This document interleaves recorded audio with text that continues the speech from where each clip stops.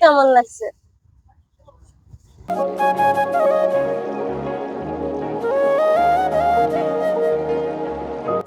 আসসালামু আলাইকুম।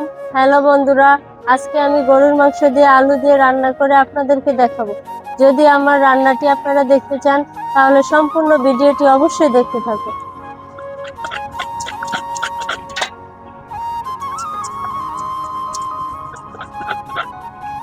আজকে আমি বাঙালি স্বাদে রান্না করব, একদম গ্রামের সাধারণ রান্না।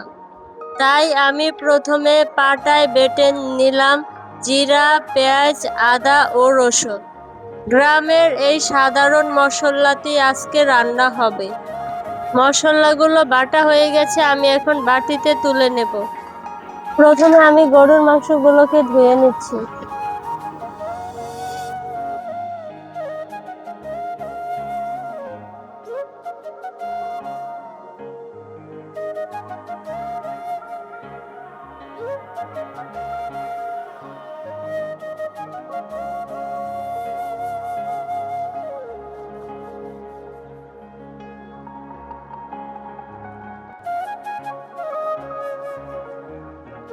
মাংসগুলো আমার ধোয়া হয়ে গেছে, এখন আমরা চুলার পাড়ে চলে যাব। আমরা পাটায় বাটা সেই সাধারণ মশলাগুলো দিয়ে মাংসটাকে মেখে নেব। আমরা দিয়ে দিচ্ছি পেঁয়াজ বাটা, রসুন বাটা, আদা বাটা, জিরা বাটা, এগুলো সব একসাথে দিয়ে দিলাম মাংসতে। এরপরে দিয়ে দিচ্ছি এলাচি, দারচিনি।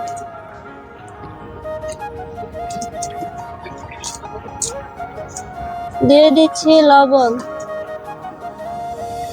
স্বাদ মতো। এরপরে দিয়ে দিচ্ছি হলুদের গুঁড়ো।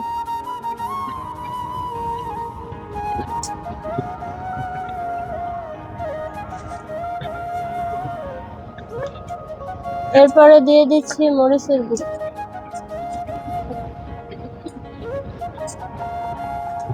ময় মশলা দেওয়া হয়ে গেছে, এবার মাংসটাকে ময় মশলার সাথে ভালো করে মিক্স করে নেব। দিয়ে দেব এবার তেল।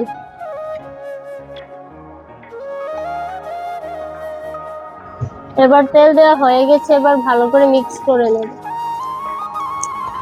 একদম অল্প তেলে মাংসটাকে মেখে নিলাম, দেখুন কত সুন্দর হয়েছে। হাঁড়িতে উঠানো হয়ে গেছে, এবার একটু ঢেকে রাখবো। এবার হাঁড়িটাকে চুলাতে বসিয়ে দেব।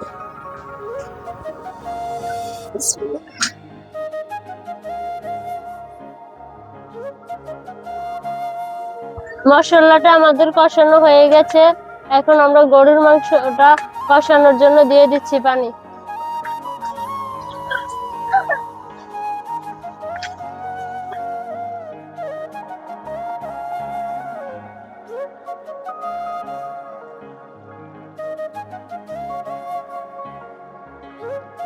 আবার একটু ঢেকে রাখবো।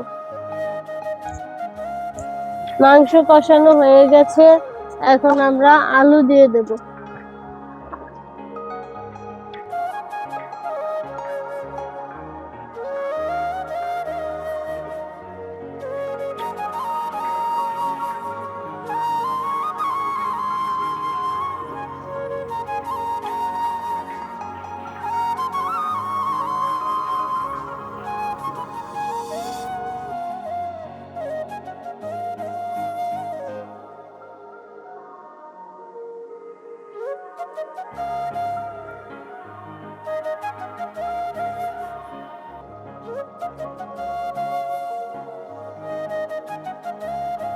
আলুটা কষানোর জন্য আবারও একটু ঢেকে রাখলাম। আলু কষানো হয়ে গেছে, এখন আলু মাংস দুটোই সিদ্ধ হওয়ানোর জন্য দিয়ে দেবো আরো কিছু পানি।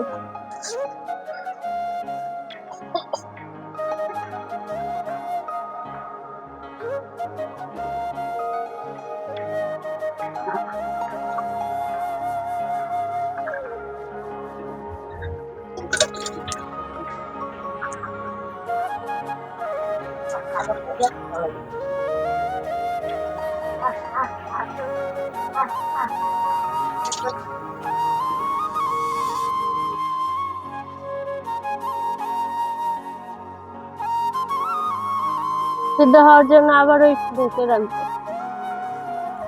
গরুর মাংসটা রান্না করা হয়ে গেছে, এখন আমরা দিয়ে দেব তেলে রাখা জিরের গুঁড়ো।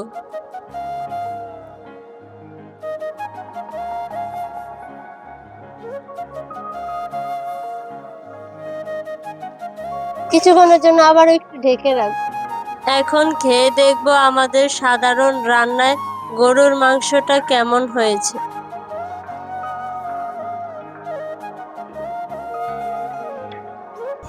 তোমাকে দেবো?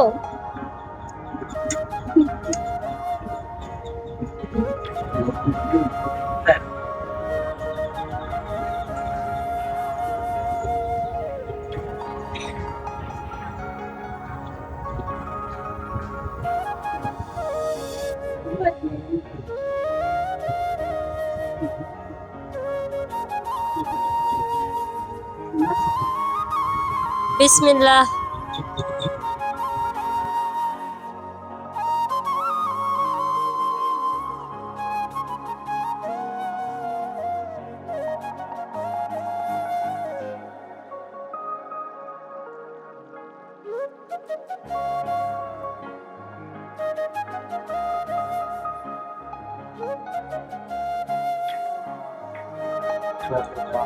আলহামদুলিল্লাহ, আমার কাছে খুবই ভালো লাগছে।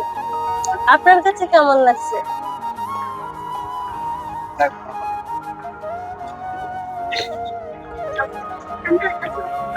আপনারা চাইলে আমাদের মতো গরুর মাংস দিয়ে আলু দিয়ে এভাবে রান্না করতে পারেন। আমাদের ভিডিওটি যদি ভালো লাগে থাকে অবশ্যই লাইক, কমেন্ট এবং শেয়ার করে দিবেন।